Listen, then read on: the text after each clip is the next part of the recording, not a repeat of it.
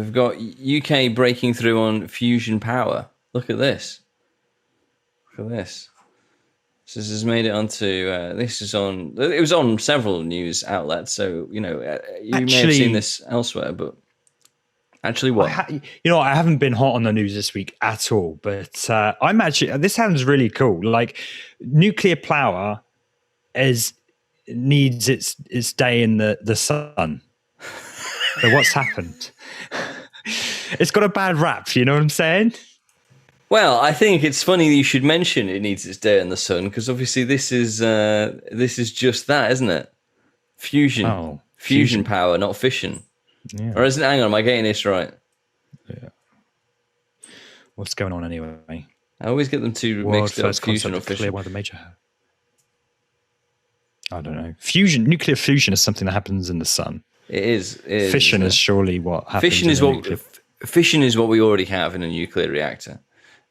Fusion is trying to get to, as it says here, fusion energy is based on the same principle which stars can create heat and light. So used to create. Well, anyway, this is. I'm talking nonsense now. Let me try again. Let me try that again.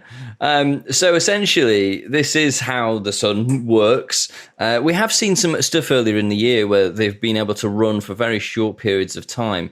I think it was China earlier in the year, but it seems that they've actually been able to make some success in the UK. So as it says here, the big challenge for running this sort of technology is actually the excessive amount of heat produced, as you imagine, because it is from running the sun.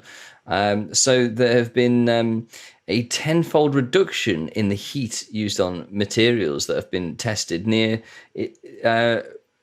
at, let's get it right, Mast Upgrade at Culham near Oxford, which began operating in October 2020. So a tenfold reduction in the amount of heat that is generated.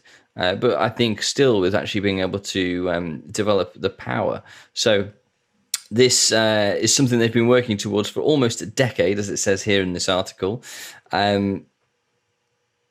because that's essentially what we've had a problem with. Like it's amazing that we've been able to make breakthroughs in the last year or so of actually being able to deliver nuclear fusion at all.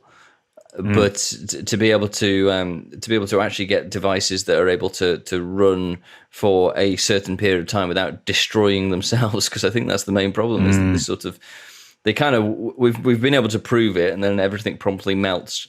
So this this seems like a massive step forward, really, and it's great that it came from Oxford, the innovation hub for the UK, apparently, according to several people I've spoken to today. That's really cool. It's a shame they haven't got any kind of there's computer simulation there. Picture of a computer simulation, but what is it? Is this a small scale thing, or is it large, or is it commercially ready yet? Do you know, or is it just a step? I think again these are steps forward, really. I mean, as it says in the article here, this is a development to try and put fusion power into the grid by the early 2040s. So we're 20 years away from actually being able to do this, I think.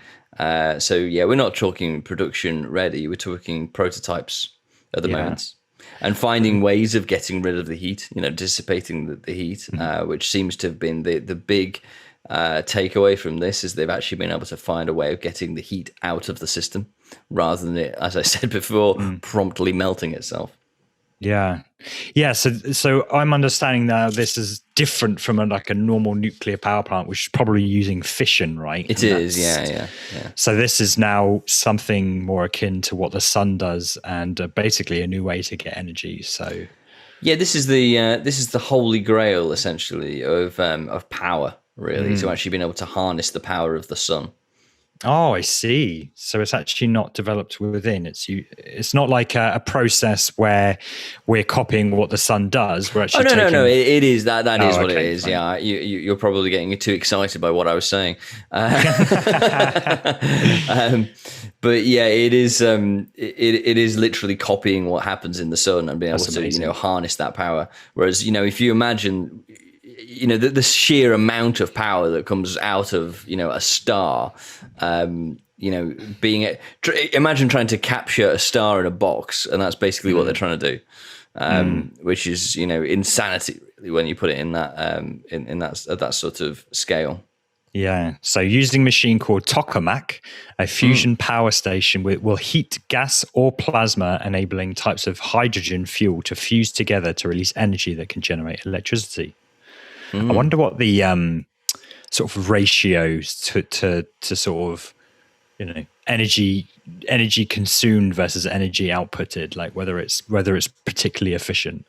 Well, I don't have this to hand, but having looked at it before, that is why fusion is the holy grail, is because the actual amount that you have to put in is significantly more efficient than what you currently have to do with fission power.